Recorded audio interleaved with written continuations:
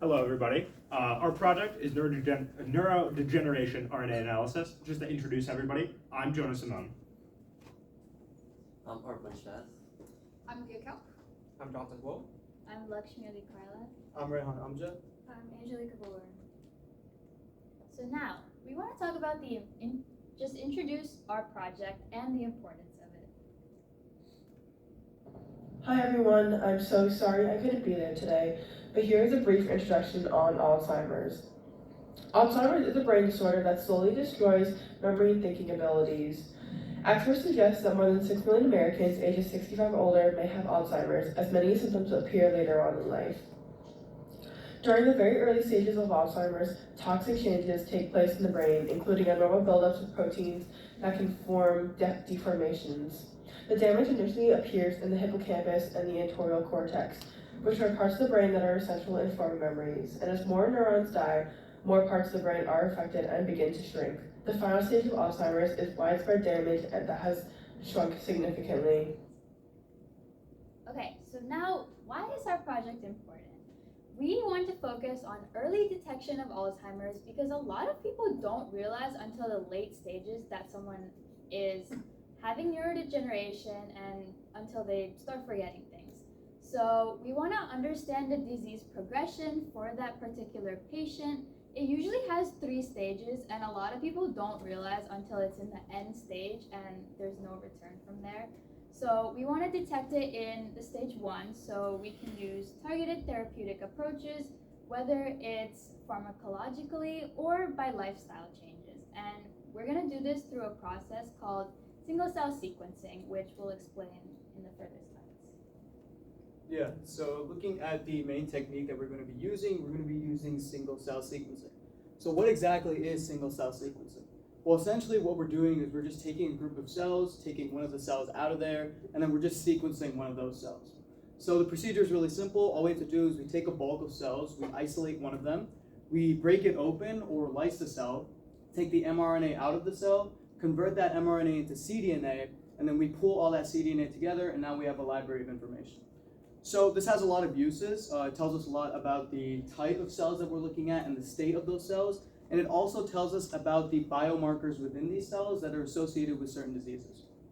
Now there are some limitations though, so sometimes there's some technical noise associated with the procedure, and there's also some low RNA capture depending on the cell or gene that we're looking at. So just a description of the literature search and requirements. As Rayhaan just previously went over, single-cell sequencing gives us the RNA, and RNA is used to see the genetic expression from individual cells. We gathered this data from TACA, which is the Alzheimer's Cell Atlas, which is essentially a database that measures or maps the genetic and molecular changes within Alzheimer's. So we wanted to pick data that fit the age range where you really see Alzheimer's, which is ages 60 and older, and we also collected data from the prefrontal cortex, as this brain region is very highly impacted by Alzheimer's. And we also included a control set so we could compare genes from both individuals affected by Alzheimer's and those who aren't. Now going on to our research progress. First, I'm going to give a wide overview of what we're doing. Based on the metrics previously mentioned, we picked out 4 different data sets, and the first step in the process is alignment to the human genome. With the data sets we get, it's just a rough amalgamation of genetic data, and what we have to do is we have to take this data and then have it point to specific parts of the human genome to tell what genes are there. This is by far the most time-intensive process, taking on the magnitude of hours to days of computation time.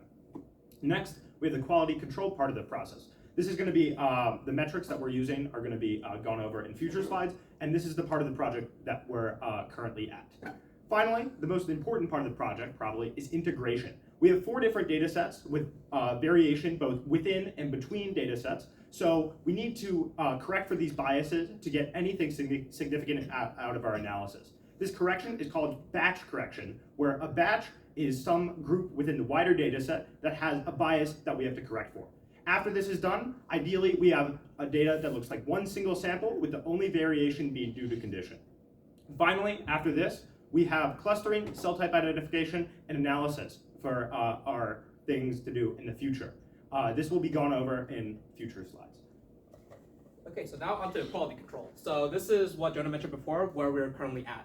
So we currently are showcasing the quality control for one data set. Here we have a graph that show the count of the total genes in a cell and then the total number of unique genes in a cell.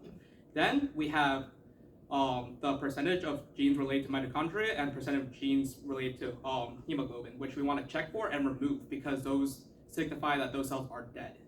Lastly, we have a graph that shows the doublets, which we want to also remove because they show that a cell has the genetic material of either two different cell types or two of the same cell types. So with those together, so with those four graphs that are grouped above, we have a threshold line in which we want to take those samples, and then through the quality control process, we will be able to gather high quality filtered data. Alright, so what do we have next?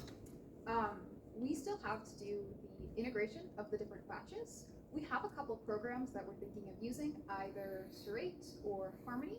So we have a pretty good idea of how to do that in order to, again, make sure that there are no differences due to data sets, and the differences are all due to the actual data. Then we have to work out the clustering. We'll be using k-means analysis. If you've ever used k-means, it's a time. But we're pretty familiar with that, so we're pretty comfortable. That will see the differences between the different cells, as well as the similarities, so it'll cluster them together. Then we have cell type identification, where we're trying to identify what the cell types in each cluster are to really understand what the data is telling us. And then the analysis, where we will go back to the literature. We will ideally see some of the cells we've identified as related to Alzheimer's, and so we'll have that confirmation, as well as we should ideally see that some of the stuff we've identified might be new and not yet identified. So then we will have our results. Alright, so what do you want to deliver with this project? So this is an explanatory study, so we want to identify different cell populations of cell types in Alzheimer's so we can understand the differences in gene expression. So when we identify these cell types, we want to gain insight as to how the disease alters different parts of the brain. We also want to develop a 3-gene prognostic model using a lasso algorithm. You may ask, what is that? So it's a prediction model that we want to use to understand how the disease progresses using specific genetic markers. And lastly, using gene ontology, our group wants to focus on target genes of immune response, as Alzheimer's is heavily dependent on inflammation, and this can help with potential treatment targets. With our goal of this project is to improve early detection of Alzheimer's while better understanding how the disease progresses. Thank you. Any questions?